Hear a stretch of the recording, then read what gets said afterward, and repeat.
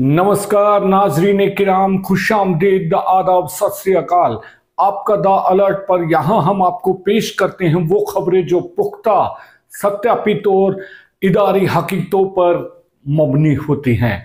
हमारा मकसद न तो शोहरत है न तिजारत, बल्कि सिर्फ इतना है कि आप तक हकीकत पहुंचे ताकि आप बेफायदा उठाएं और अपने आसपास के लोगों तक भी ये जानकारी पहुंचा सकें।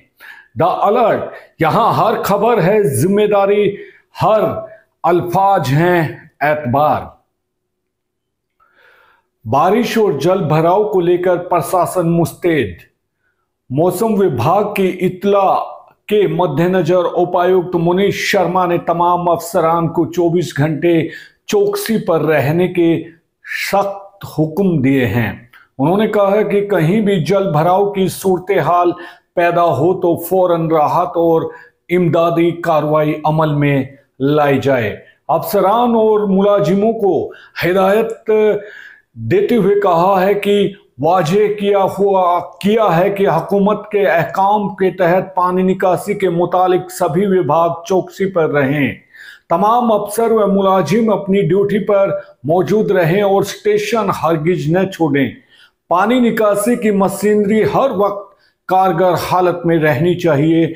बाढ़ कंट्रोल शिकायत नंबर पर तैनात स्टाफ हरदम चौकन्ना रहे। उन्होंने सख्त अंदाज में कहा कि लापरवाही बरतने वाले अफसरान व मुलाजिमीन के खिलाफ कार्रवाई यकीनी तौर पर की जाएगी। मुआयना और एहतियाती इंतजाम सभी एसडीएम की हिदायत दे दी गई है। वे खुद जाकर संभावित जल भराव इलाकों और डिस्पोजल पॉइंट्स का मुआयना करें। जन सेहत, स्वास्थ्य, सिंचाई, लोक निर्माण, शहरी निकाय और पंचायत विभाग के अफसर तमाम ड्रेनों, नालों और डिस्पोजल सिस्टम पर बाकायदा जायजा लें। जरूरत पड़ने पर पानी निकासी के वसाइल यानी कि रिसोर्सेज वहीं पर मुहैया कराए जाएं। सेहत विभाग को कहा गया है कि दवाओं का जरूरी जखीरा मुकम्मल तौर पर मौजूद रहे और तमाम डॉक्टर व मेडिकल स्टाफ अपनी ड्यूटी अंजाम दे। अग्निशमन विभाग को भी अलर्ट रहने के हुक्म दिए हैं। बाढ़ नियंत्रण और कंट्रोल रूम उपायुक्त ने ताकीद की कि शहरी निकाय, पंचायत और जन सेहत इंजीनियरिंग विभाग इस बात पर नजर रखे कि कोई शख्स रोड या ड्रेन को तोड़कर पानी की रुख मोड़ने जैसी हरकत ना करे। जिला राजस्व अफसर को जिला स्तर पर बाढ़ कंट्रोल रूम की जिम्मेदारी सौंपी गई है। लघु सचिवालय चरखी दादरी में बाकायदा कंट्रोल कक्ष कायम किया गया है, जिसका टेलीफोन नंबर है 1250295554। इस नंबर पर आवाम जल भराव के मुतालिक अपनी इलाआत यानी कि सूचनाएं दर्ज करवा सकते हैं। प्राथमिकता पर किया जा रहा है शिविर की शिकायतों का निपटारा। प्रशासन का असल फर्ज है कि आवाम की शिकायतों का बरवक्त और तफरीही हल निकाला जाए। इस सिलसिले में आयोजित समाधान शिविर में आने वाली तमाम अर्जदारियों की बाकायदा सुनवाई कर उनका मुनासिब निपटारा भी किया जा रहा है। समाधान शिविर आवाम की सीधी पहुंच है। यह शिविर हफ्ते में 2 दिन सोमवार और वीरवार को सुबह 10 से 12 बजे तक मुकर्रर किए गए हैं। सोमवार को स्थानीय लघु सचिवालय सभागार में हुए शिविर की सदारत नगराधीश प्रीति रावत ने की। उन्होंने आवाम से परिवार पहचान पत्र, बिजली निगम, राजस्व, पंचायत विभाग और जल भराव से मुतालिक मसलों पर अर्जियां सुनी। अफसरों को बराह रास्त हुक्म नगराधीश प्रीति रावत ने मौके पर मौजूद अफसरान को हिदायत दी कि तमाम शिकायतों का हल फौरन और तरजीही बुनियाद पर किया जाए। इस दौरान अलग अलग विभागों के जिम्मेदार अफसर भी मौजूद रहें और आवाम को यकीन दिलाएं कि उनकी मुश्किलों का हल जल्द निकाला जाए। सड़क हादसे में मददगार बने रहम दिल को मिलेगा इनाम, राहवीर योजना। आपको बता दें कि केंद्र हुकूमत की राहवीर योजना को मुख्यमंत्री नायब सिंह सैनी की क़ियादत यानी कि नेतृत्व में हरियाणा ने भी लागू कर दिया गया है। इस स्कीम के तहत अगर कोई शख्स सड़क के हादसे में जख्मी शख्स को गोल्डन आवर यानी कि पहले 1 घंटे के अंदर अस्पताल पहुंचा देता है तो उसे 25,000 रुपए का इनाम और प्रशस्ति पत्र से नवाजा जाएगा। इस योजना का बुनियादी मकसद है कि हादसे के वक्त जख्मी इंसान को बर वक्त राहत मिल सके और आवाम को मददगार बनने के लिए हौसला अफजाई की जाए।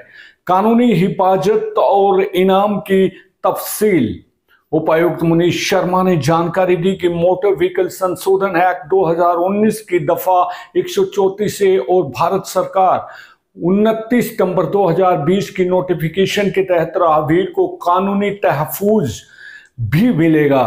हादसे में मदद करने वालों को 7 रोज के अंदर 25,000 रुपए और एक प्रशस्ति पत्र भी दिया जाएगा।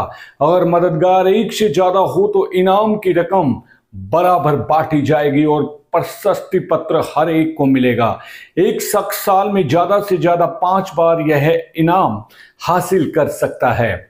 राहगीर के लिए जरूरी दस्तावेज राहगीर को अपना नाम, मोबाइल नंबर, हादसे की जगह का ब्यौरा और बैंक खाते की तफसील देनी होगी। इसके साथ ही जिस थाना क्षेत्र में हादसा हुआ उसका सर्टिफिकेट और जिस अस्पताल में जख्मी को भर्ती कराया गया उसका सर्टिफिकेट लगाना भी लाजमी होगा।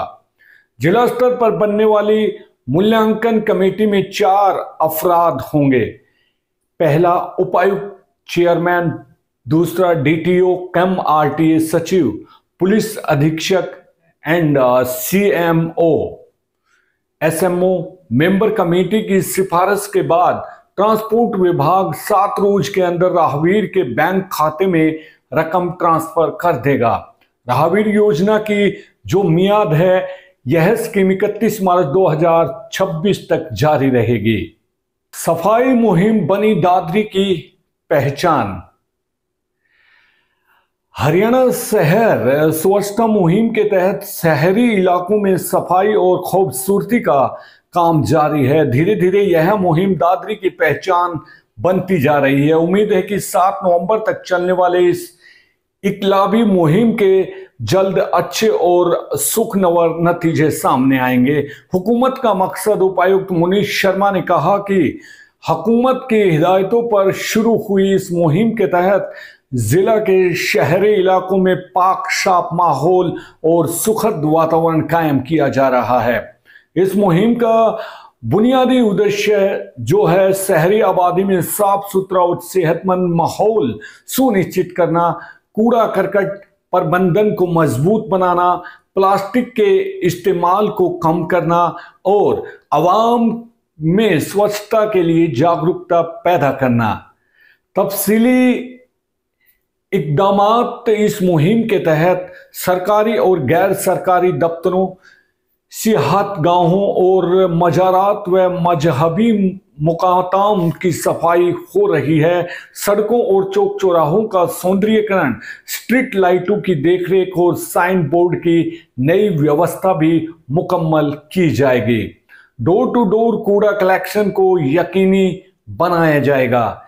C&D वेस्ट डंपिंग पॉइंट, खुले मैदान और खाली प्लॉट्स को साफ किया जाएगा। आवाम की शिरकत। उपायुक्त ने कहा कि जन शिरकत को बढ़ावा देने के लिए स्कूल और कॉलेजों में तलबा को जागरूक किया जाएगा।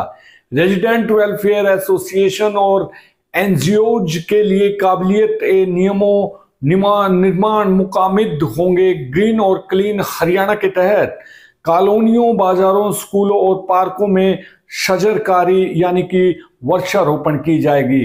पार्कों में कूड़ेदान लगाए जाएंगे ताकि वहां गंदगी न फैले।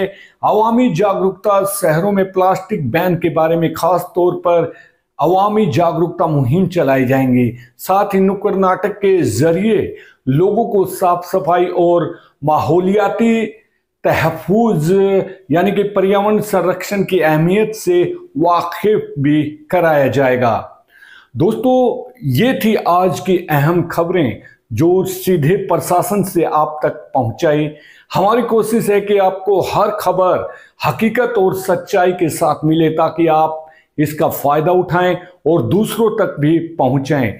याद रखिए, इल्म बांटने से बढ़ता है, तो इस खबर को खुद समझिए, अमल में लाइए और अपने आसपास के लोगों तक भी जरूर पहुंचाइए।